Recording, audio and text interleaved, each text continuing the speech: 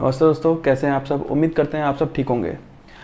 आज के इस वीडियो में हम बात करेंगे कॉमन जिम मिस्टेक्स। ऐसी कुछ जिम मिस्टेक्स जो हर इंसान करता है, जिससे उसका टारगेट अचीव करने में उसे दिक्कत आती है। चाहे आप वेट लॉस कर रहे हो या वेट गेन कर रहे हो, कुछ गलतियां ऐसी होती हैं जो दोनों ही टारगेट को अचीव करने में आपको प्रॉब्लम क्रिएट करती हैं। तो आइए आज हम बात करते हैं टॉप 6 कॉमन जिम मिस्टेक्स के बारे में। First mistake, you don't have a workout plan. अब जैसे कि आपने वर्कआउट स्टार्ट किया है, आपका कोई भी टारगेट हो वेट लॉस करने का या वेट गेन करने का, लेकिन आपके पास एक सही तरीके का आपकी बॉडी की स्ट्रेंथ के हिसाब से, आपकी बॉडी की फैट परसेंटेज के हिसाब से आपके पास अगर वर्कआउट प्लान नहीं है तो आप अपनी कोई भी गोल अचीव नहीं कर पाएंगे, चाहे आपको वेट गेन करना हो या लॉस करना है।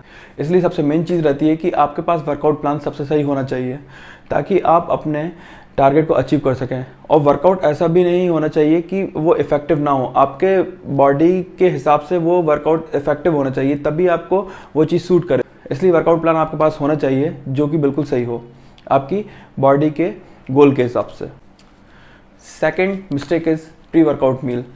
काफ़ी लोग क्या करते हैं, या तो प्री वर्कआउट मील लेते ही नहीं हैं, और अगर लेते हैं तो कुछ लोगों को मैंने देखा है कि जिम आने के तुरंत पहले 2 मिनट पहले या फिर जिम में बैठ के ही वो केले खा रहे हैं या कुछ भी खा रहे हैं, ओट्स खा रहे हैं, और या फिर तुरंत खा के जिम आ जाते हैं, वर्कआउट स्टार्ट कर देते हैं। इससे कुछ भी नहीं होना।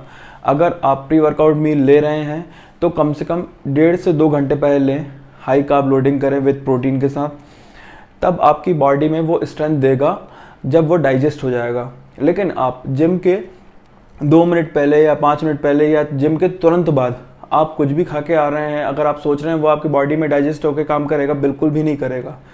इसलिए प्री वर्कआउट मील पहली बात तो लेना कंपलसरी है, और लेने का टाइमिंग भी बहुत इस पर मैटर रखता है।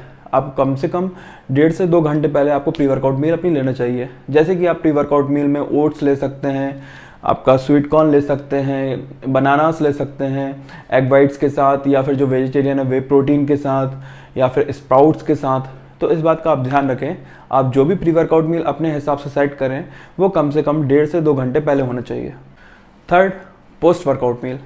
अब जैसे कि मैंने बताया कि प्री वर्कआउट मील लेना कंपलसरी है, वैसे ही आपके गोल के हिसाब से आपको पोस्ट वर्कआउट मील लेना भी कंपलसरी है। काफ़ी लोग क्या करते हैं, उनने अच्छा एक वर्कआउट कर लिया, वर्कआउट प्लान लिया, सही किया, वर्कआउट करने के बाद प्री वर्कआउट मील के साथ भी वो पोस्ट वर्कआउट मील स्किप कर देते हैं। वो क्या करते हैं, वर्कआउट करने के बाद कभी भी अपने काम निपटाने चले गए, या फिर उसको रेस्ट ले लिया, या फिर अवॉइड कर दिया। ऐसा बिल्कुल भी नहीं करना।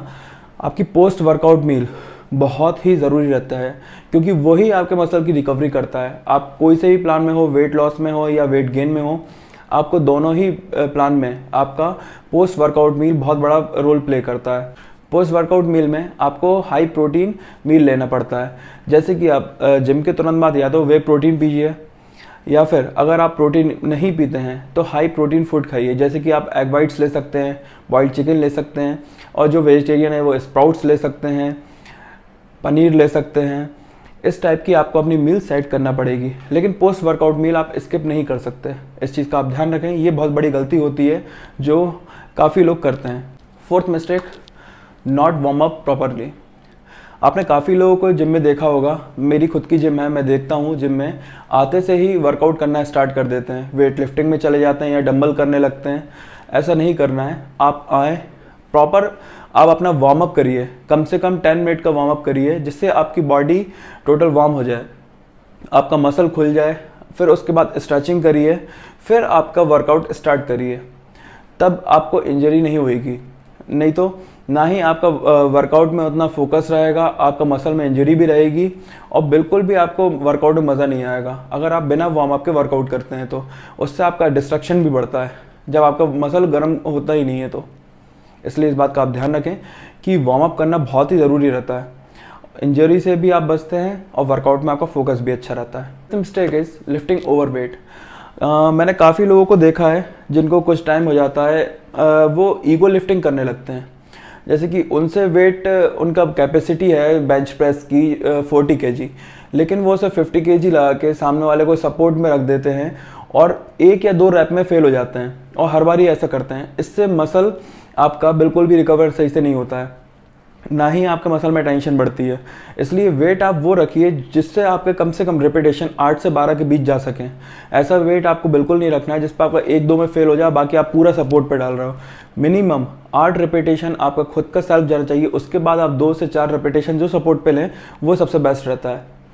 लेकिन कभी भी इतना ओवर वेट नहीं लेना है कि आप रिपीटेशन ही ना ले पाएँ, आपकी फॉर्म ही बिगड़ जाए। काफ़ी लोग ऐसा करते हैं कि बाइसेप कल मार रहे हैं, उस पर हैवीएस्ट वेट इतना लगा लिया है कि उनसे सही से हो भी नहीं पा रहा, पूरा रेंज ऑफ मोशन सही जा ही नहीं रहा है।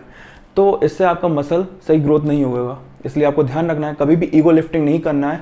ओवर वेट लोडिंग करने से कुछ मतलब नहीं है। आप वेट उतना लोड करें जितना आपका कैपेसिटी हो। ग्रोथ ज़रूर करें अपने वेट लिफ्टिंग में, लेकिन ऐसा भी ग्रोथ नहीं करना कि आपकी रिपीटेशन ही ख़राब हो जाए, आपका फॉर्म ही ख़राब हो जाए, आपका मसल ग्रोथ ही ना हो पाए। 6th mistake is half range of motion.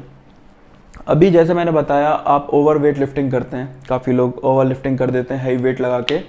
वैसे ही काफ़ी लोग क्या करते हैं, आपका जो भी आप मसल कर रहे हो उस मसल का range of motion he half कर देते हैं। जैसे कि वो बाइसेप मार रहे हैं तो बाइसेप हाफ मार के रह जाएंगे, फुल नहीं लाएंगे रेंज ऑफ मोशन।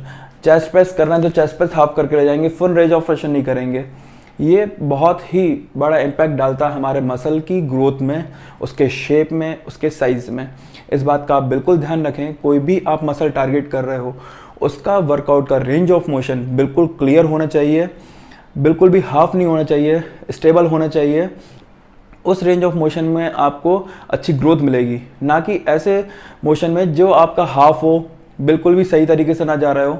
उसमें आपको वर्कआउट करने से कोई मतलब नहीं है। आप भले ही अपनी बॉडी को उस पर थका रहे हो, लेकिन उसका उतना असर नहीं पड़ेगा आपके मसल में जितना पड़ना चाहिए। तो इस बात का आप बिल्कुल ध्यान रखें। अगर आप वर्कआउट कर रहे हैं, उस पर टाइम इन्वेस्ट कर रहे हैं, आपकी डाइट भी बिल्कुल सही है, लेकिन रेंज ऑफ मोशन आपके गलत है, तो आपका मसल उतना खूबसूरत नहीं दिखेगा जितना दिखना चाहिए। तो इन 6 गलतियों का आप बिल्कुल ध्यान रखें।